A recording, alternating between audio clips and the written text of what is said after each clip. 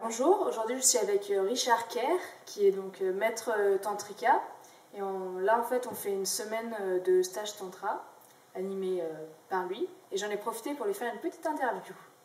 Alors Richard, est-ce que tu peux commencer par te présenter? Parce que les abonnés veulent en savoir plus sur toi.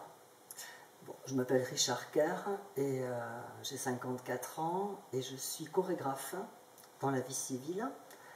Et j'enseigne aussi le tantra, que j'ai découvert il y a une dizaine d'années. Et donc dans le tantra, ça a été quoi ton parcours? Donc dans ma vie d'homme, en fait, à un moment, il y a une petite fille qui est arrivée, un bébé qui était fille, et j'avais conscience d'avoir des soucis dans le rapport que j'avais aux femmes, liés à mon histoire. Donc au départ, ça commençait tout simplement, un bébé arrivé, j'avais envie d'être un papa nickel, et donc j'ai commencé un travail sur moi, et je suis tombée un peu par hasard sur un stage de tantra, et là, ça a été un changement radical dans ma vie. Donc en fait par une approche plutôt de développement personnel. Oui, moi j'ai commencé par du développement personnel et je ne soupçonnais pas que c'était une voie spirituelle au départ. J'imagine que tu as vu d'autres chemins pour aller mieux avec toi-même. Et le tantra, c'est celui-là qui t'a vraiment parlé et qu'après tu as choisi de développer à fond. Quoi. Tout à fait. Parce que c'est une voie, on dit une voie d'éveil, c'est un grand mot en fait. C'est une voie de connaissance de soi et de qu'est-ce que c'est qu'une relation avec une personne, qu'est-ce que c'est qu'une autre personne. Ça remet les curseurs à zéro en fait. Et donc, ça commence d'abord par un retour sur sa propre histoire. Comment est-ce que j'ai été conditionnée pour être ce que je suis, pour penser ce que je pense. Et petit à petit, on prend de la distance avec comment on a été éduqué, ce qu'on a rencontré. Et ça donne une première forme de bien-être. On est moins prisonnier de l'image qu'on a, de comment on se pense, etc. Comment on pense l'autre. Ah, merci. Et du coup, en fait, j'ai demandé à mes abonnés, j'ai posté sur Instagram et les réseaux sociaux, j'ai dit que j'allais faire son interview et je leur ai demandé, donc je vous ai demandé à vous tous de poser vos questions en fait. Et donc certains ont répondu et on va y répondre maintenant, si tu es d'accord. Donc déjà, la première question de base, donc il y a Obis Kreya qui dit « Je ne sais même pas ce que c'est le tantra ». Donc est-ce que tu peux commencer par nous définir le tantra? Alors le tantra c'est différent de ce que je pratique, parce que moi ce que je pratique c'est ce qu'on appelle le néotantrisme. Je vais dire en deux mots ce que c'est. Le tantra c'est un mouvement multimillénaire qui est né en Inde, dans le Cachemire. Et ça a été un vaste bain de civilisation et de culture, avec des moments où ça a disparu, des moments où c'est réapparu, etc.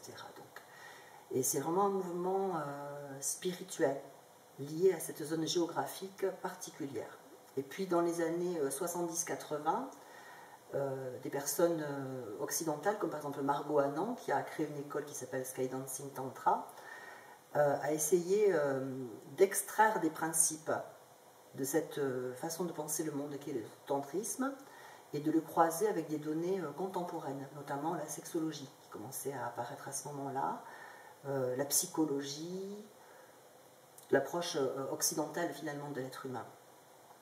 Et donc le travail du néotantrisme a pour base ici en Occident, pas exclusivement mais majoritairement la sexualité, pas parce que c'est un truc particulier à travailler ou à développer, mais parce que dans la sexualité, dans la façon qu'on a d'entretenir un rapport à soi ou à l'autre à travers la sexualité, apparaissent en fait toutes formes de blocages qui réapparaissent comme des dérivés dans d'autres champs de l'existence, les relations humaines, les relations aux patrons, les relations aux enfants, etc.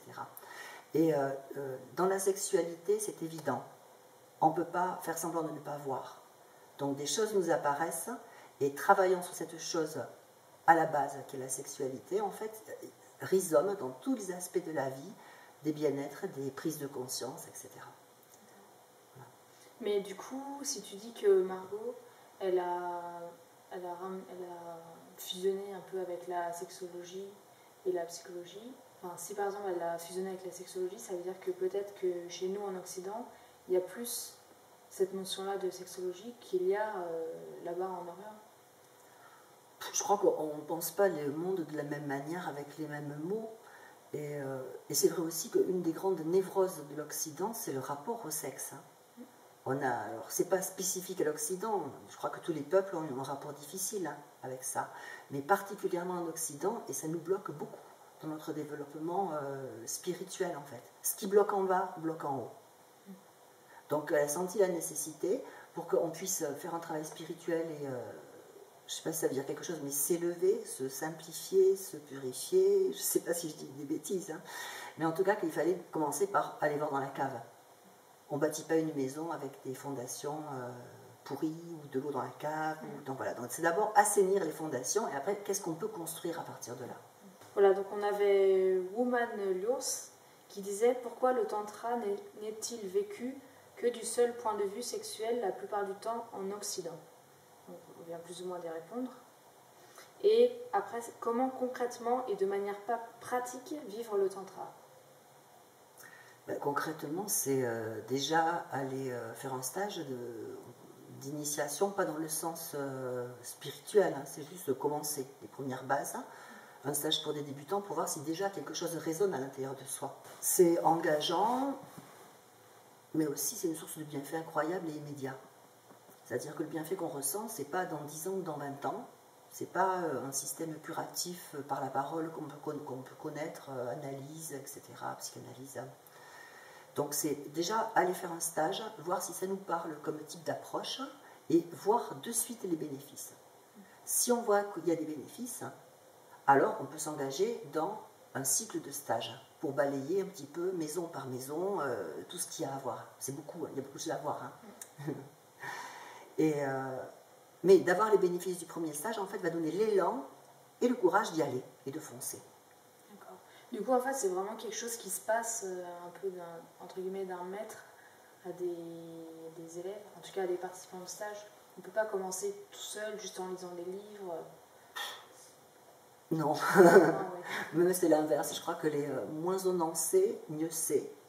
Et après tu dis maître, mais il faut se méfier de ce terme-là, parce que vraiment dans le néotantrisme, on ne peut pas dire maître comme on pourrait dire d'une tradition millénaire spirituelle, avec des enseignements sur 20 ans, 30 ans, c'est pas ça en fait. Hein. Ça n'enlève rien au travail, en fait, mais simplement c'est pas ça. Donc il n'y a pas de gourou, il ne devrait pas y en avoir.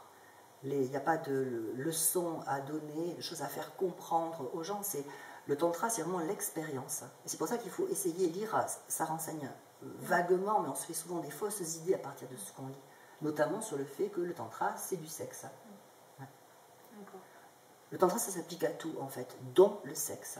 Et la proposition du néotantrisme, dans la lignée de Margot, c'est commençons par ce qui bloque l'ensemble, c'est-à-dire notre rapport à la sexualité, et après, tout va se défaire petit à petit. Ensuite, du coup, on a une autre question, quand même, pour des gens qui voudraient quand même lire sur le sujet. Est-ce que tu as... Donc, c'est une question de Vanessa Cosmet. Est-ce que tu aurais des ouvrages à conseiller? Donc, elle dit, c'est un sujet qui m'intéresse beaucoup, mais pas d'idée de questions sur l'instant. Voilà. Mais juste des ouvrages. Merci d'avance. Ça dépend par quel bout on le prend. Si on prend vraiment la sexologie moderne, etc., l'aspect pratique, et même avec des exercices qu'on peut faire soi-même, il y a les bouquins de Margot Anand. Ce sont des best-sellers internationaux.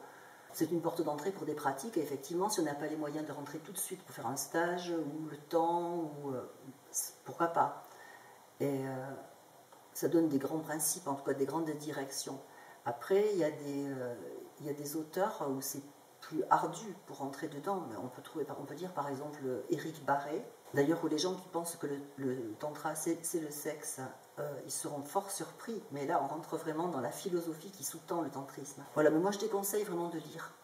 Il faut pratiquer, et c'est une fois qu'on va avoir une expérience positive, alors effectivement on va soutenir l'effort de la lecture, parce que c'est pas simple à lire. Les choses de qualité sur le tantra, c'est très conceptuel. Donc ça demande de s'y tenir, de relire, de prendre du temps entre les chapitres, de relire, revenir en arrière. Et beaucoup de gens se découragent, en fait. Alors que si tu as des bienfaits dans une pratique, là, tu as l'énergie, le courage et l'endurance pour creuser. Parce que ça commence, c'est vraiment, tu rentres là-dedans par la pratique. Oui. Et après, peut-être tu peux passer au cérébral. Voilà. La base, c'est la sensation et l'expérience personnelle. Parce que souvent on confond religion et spiritualité, Mais le tantrisme n'a jamais été une religion. On peut être athée, musulman, chrétien, tout ce qu'on veut.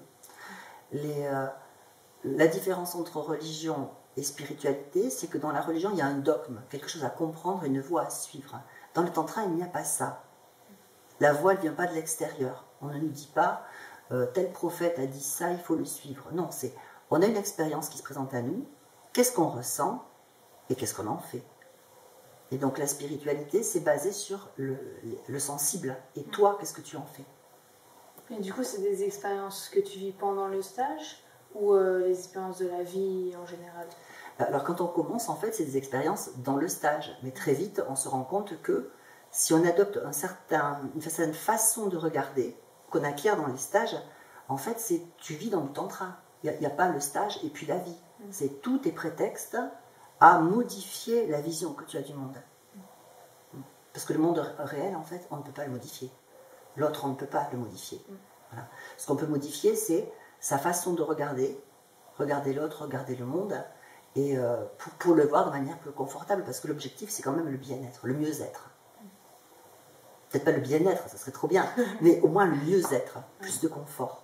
Après, j'ai eu une autre question, c'était, je ne sais pas si ça a un rapport avec le tantra, mais donc c'était une question en message personnel.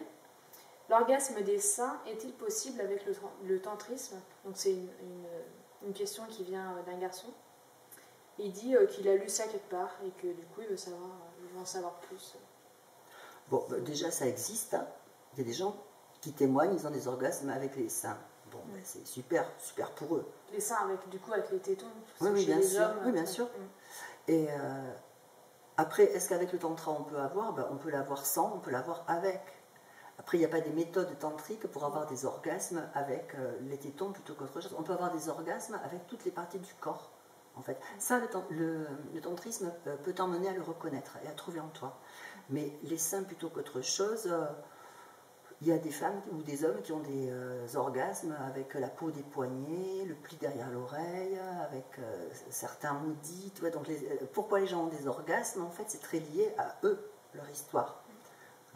Après, effectivement, les tétons, c'est une zone où il y a beaucoup de nerfs, très innervés, et donc c'est plus sensible que d'autres parties du corps. Mais, par exemple, même sur la sensibilité des tétons, par exemple, il y a l'aspect physiologique, donc c'est très innervé. En théorie, tout le monde pourra avoir des orgasmes avec les tétons, disons. Mais pour des raisons psychologiques, par exemple, tu peux t'empêcher d'en avoir. Voilà. Par exemple, un homme qui pense que les tétons, c'est les femmes, et qu'il ne voudrait surtout pas, d'aucune manière, être assimilé à une femme, il va s'empêcher de ressentir. Il sera clivé dans sa sensation. Voilà. Il ne reconnaîtra même pas qu'il a une sensation.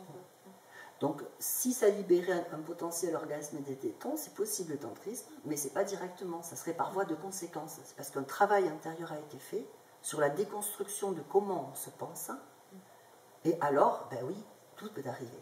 Et ensuite, j'ai une question de explorer ensemble. Alors, est-ce que tu fais des liens entre la tradition tantrique, plutôt orientale, et certaines traditions plus locales, héritées du druidisme par exemple? Merci. Ben alors, c'est difficile pour moi de répondre parce que je ne connais rien au druidisme. Du coup, faire une comparaison, ce sera difficile. C'est très difficile. Hein. Honnêtement, je ne sais pas, je ne connais pas le druidisme, je vais dire n'importe quoi. Et voilà, c'était la dernière question. Bah, merci beaucoup et à bientôt. Love.